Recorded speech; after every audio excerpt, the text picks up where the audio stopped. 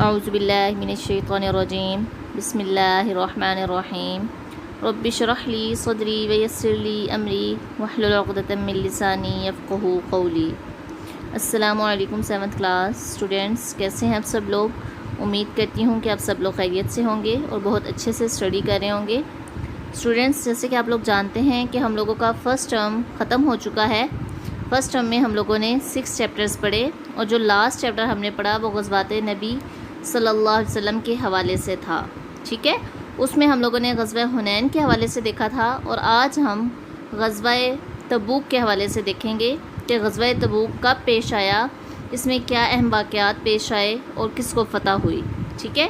اور ہم یہ بھی دیکھیں گے کہ یہ ایک ایسا غزوہ تھا جس میں صحابہ کرام رضوان اللہ علیہم اجمعین نے قحط کے باوجود عظیم مثالیں قائم کیں۔ اسٹوڈینٹس، ہم لوگوں نے جب غزوہ حنین کے حوالے سے پڑھا تو ہم لوگوں نے جہاد، غزوہ، ان کی ڈیفینیشنز بھی دیکھی تھی۔ ہم ریوائز کر لیتے ہیں کہ جہاد ہر وہ کوشش جو دین کی حفاظت و فروغ اور امت مسلمہ کے دفاع کے لیے کی جائے، ٹھیک ہے۔ اور غزوہ ہم نے دیکھا تھا وہ جنگ، وہ لڑائی جس میں خود نبی کریم صلی اللہ علیہ وآلہ وسلم نے بھی شرکت کی ہو، ٹھیک ہے۔ منافقین کے ساتھ، کفار کے ساتھ جب کوئی لڑائی پیش آئی اس میں خود نبی کریم صلی اللہ علیہ وسلم نے بھی شرکت کی تو وہ غزوہ کہلاتی ہے۔ پھر ہم نے دیکھا جنگ اور جہاد میں کیا فرق ہے، کہ جنگ کا مقصد لوگوں کو غلام بنانا، زمین کا کوئی حصہ فتح کرنا، وہاں کے لوگوں کا استحصال کرنا، معاشی استحصال کرنا ہوتا ہے، جبکہ جہاد کا مقصد مسلمانوں کا بچاؤ، اس کا مقصد دین کی سربلندی، انسانیت کو مظالم سے بچانا ہوتا ہے۔ پھر اس کے حوالے سے ہم نے بہت سے غزوات دیکھے تھے کہ بہت سے ایسے غزوات ہیں جس میں نبی کریم صلی اللہ علیہ وسلم نے خود شرکت کی اور بالآخر مسلمانوں کو اس میں فتح ہوئی، کچھ ایسے تھے جس میں مسلمانوں کو شکست کا سامنا کرنا پڑا۔ تو اسٹوڈینٹس، اب ہم آتے ہیں اپنے آج کے چیپٹر کی طرف۔ ہمارا آج کا چیپٹر ہے غزوہ تبوک، جو کہ 2nd ٹرم کا فرسٹ چیپٹر ہے۔ تو 7th کلاس بیٹا، ہم اس غزوے میں دیکھیں گے سب سے پہلے کہ تبوک کس جگہ کا نام ہے، ٹھیک ہے۔ اس کے بعد اس غزوے کے ہم لوگ اسباب دیکھیں گے کہ یہ غزوہ کیوں لڑا گیا، اس کی کیا وجہ بنی۔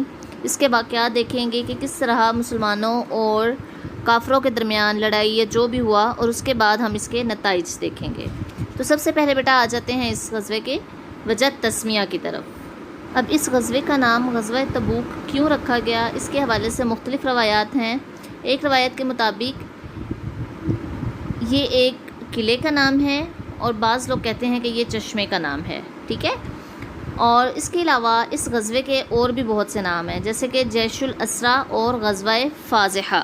اسٹوڈنٹس، اس غزوے کو جیش الاسرا کیوں کہا جاتا ہے؟ کیونکہ یہ سخت قحط کے دنوں میں ہوا، طویل سفر، ہوا گرم، سواری کم، کھانے پینے کی تکلیف، ٹھیک ہے۔ اس سب کے باوجود مسلمانوں نے تنگی اور تنگ دستی کا سامنا کرتے ہوئے یہ لشکر، یہ جہاد، یہ غزوہ کیا، ٹھیک ہے۔ اس لیے اس کو جیش الاسرا یعنی تنگ دستی کا لشکر کہا جاتا ہے۔ بعد غزوہ فازحہ یعنی منافقین کو اس غزوے میں بڑی شرمندگی اور شرمساری اٹھانی پڑی تھی، اس وجہ سے اس غزوے کا ایک نام غزوہ فازحہ یعنی رسوا کرنے والا غزوہ بھی ہے۔ اسٹوڈنٹس، یہ آپ لوگوں کی بک میں بات موجود نہیں ہے، اس لیے اگر آپ چاہیں تو آپ یہ بات اپنی بک پر نوٹ کر سکتے ہیں، لکھ لیں کہ اس غزوے کے اور بھی نام ہیں، جیش الاسرا اور غزوہ فازحہ۔ اب ہم دیکھتے ہیں تبوک ایک قلعہ ہے یا کنواں جس کا بھی نام ہے، یہ کہاں پر تھا؟ تو یہ مدینہ سے شام کی سرحد کی جانب 500 کلومیٹر دور تھا، ٹھیک ہے یہ جگہ۔ اور 9 ہجری کو تبوک کے مقام پر مسلمان جمع ہوئے، یہ لڑائی لڑی گئی، اس وجہ سے اس کو غزوہ تبوک کہتے ہیں۔ اوکے اسٹوڈنٹس، اب ہم دیکھتے ہیں اس کے اسباب میں ہم دیکھیں گے کہ یہ غزوہ کیوں ہوا، یہ لڑائی کیوں لڑی گئی۔ تو فتح مکہ کے بعد مسلمانوں کی تعداد میں جیسے اضافہ ہو رہا تھا، تو روم کا جو حکمران تھا وہ اس بات سے بہت زیادہ پریشان تھا، ٹھیک ہے۔ وہ خوف زدہ تھا کہ مسلمانوں کی تعداد بڑھتی جا رہی ہے، تو وہ مسلمانوں پر حملہ کرنے کی تیاری کر رہا تھا، ٹھیک ہے، موقع ڈھونڈ رہا تھا۔ پھر کیا ہوا کہ 9 ہجری میں زیتون کے تیل کا کاروبار کرنے والا ایک قافلہ جب آیا تو پتہ چلا کہ شام میں ایک بہت بڑا لشکر تیاری کر رہا ہے اسلامی لشکر پر، اسلامی ریاست پر حملہ کرنے کے لیے، ٹھیک ہے۔ اور اس لشکر کی مدد کے لیے ہرقل قیصر روم جو تھا، اس نے بھی 40,000 لشکر کی مدد فراہم کرنے کا وعدہ کیا ہے۔ اب کیا کہ روم کے جو لوگ ہیں وہ مسلمانوں پر اسلامی ریاست پر حملہ کرنے کی تیاری کر رہے ہیں اور ہرقل جو ہے وہ بھی ان کا ساتھ دے رہا ہے۔ تو پھر نبی کریم صلی اللہ علیہ وسلم نے بھی مسلمانوں کو ان سے مقابلہ کرنے کے لیے تیاری کرنے کا حکم دیا۔ جی 7th کلاس بیٹا، اسباب کے بعد ہم دیکھتے ہیں واقعات، کیا واقعات پیش آئے، ٹھیک ہے، کس طرح سے یہ لڑائی ہوئی، کس طرح سے مسلمانوں کی دشمن کے ساتھ لڑائی پیش آئی، کیا کیا واقعات پیش آئے۔ تو سب سے پہلے یہ دیکھیں کہ جب مسلمان مدینہ سے نکلے تو موسم کیا تھا، بہت گرم تھا، ٹھیک ہے، کافی قحط کا دور تھا اس وقت، ٹھیک ہے، مسلمانوں کو پہلے ہی مالی وسائل کی کمی تھی۔ تو کیا ہوا کہ نبی کریم صلی اللہ علیہ وسلم نے جنگی ضروریات کو پورا کرنے کے لیے تمام صحابہ کرام سے مدد کی درخواست کی۔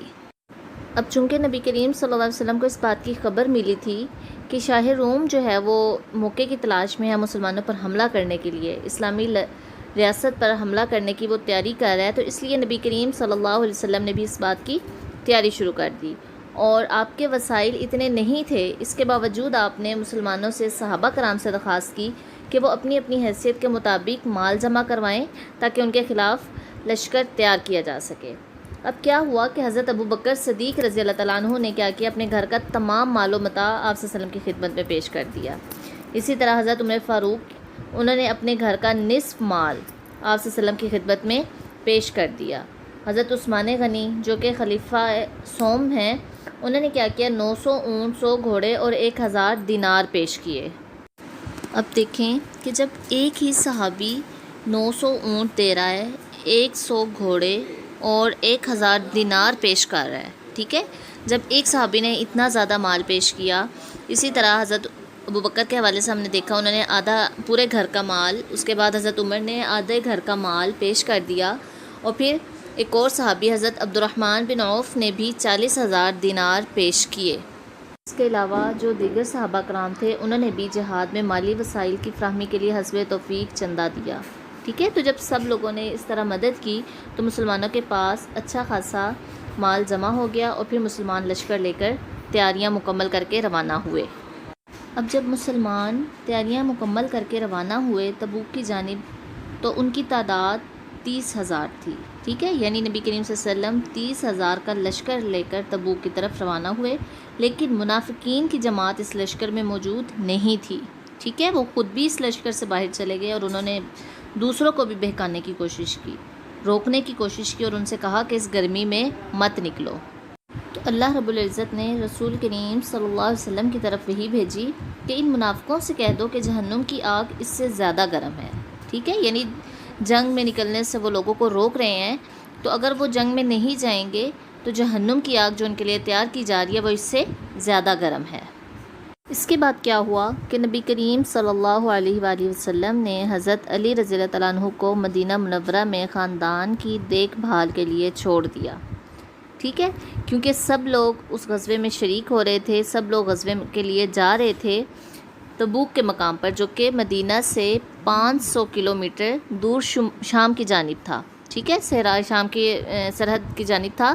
تو نبی کریم صلی اللہ علیہ وسلم نے اس کام کے لیے کیا کیا، حضرت علی کو پیچھے چھوڑ دیا تاکہ وہ پیچھے جو گھر والے ہیں، خاندان کے لوگ ہیں، ان کا دیکھ بھال کریں، اور اسلامی لشکر کا جھنڈا حضرت ابو بکر صدیق رضی اللہ تعالیٰ عنہ کو عطا فرمایا، ٹھیک ہے، یعنی لشکر کا امیر حضرت ابو بکر کو بنایا، ان کو جھنڈا دیا، ٹھیک ہے، اور پھر ان کی سرکردگی میں لشکر تبوک کی طرف روانہ ہو گیا، اور حضرت علی رضی اللہ تعالیٰ عنہ نے اس لشکر میں، اس غزوے میں شرکت نہیں کی۔ اوکے 7th کلاس بیٹا، ہم لوگ 2nd ٹرم کا 1st چیپٹر پڑھ رہے تھے غزوہ تبوک۔ اس کے حوالے سے ہم لوگوں نے دیکھا کہ وجہ تسمیہ کیا تھی، اس غزوے کے ہم نے چند نام دیکھے، اور پھر ہم نے اس کے اسباب اور واقعات کے حوالے سے تھوڑا سا پڑھا، ٹھیک ہے۔ انشاءاللہ اس غزوے کے باقی واقعات ہم لوگ نیکسٹ ویڈیو میں دیکھیں گے، اور پھر ہم دیکھیں گے کہ کس طرح مسلمانوں نے مشکلات کا سامنا کیا اور ڈٹ کر مقابلہ کیا، اور مسلمانوں کو فتح ہوئی، پھر اس غزوے کے کیا نتائج ہوئے۔ اسٹوڈنٹس، آپ لوگ اس ویڈیو کو دھیان سے دیکھیں، اس کو سمجھیں، اور جو بات بھی آپ کو سمجھنا ہے آپ اپنے ٹیچر سے اس کے بارے میں پوچھ سکتے ہیں۔ اوکے اسٹوڈنٹس، اپنا خیال رکھیے گا، اللہ حافظ۔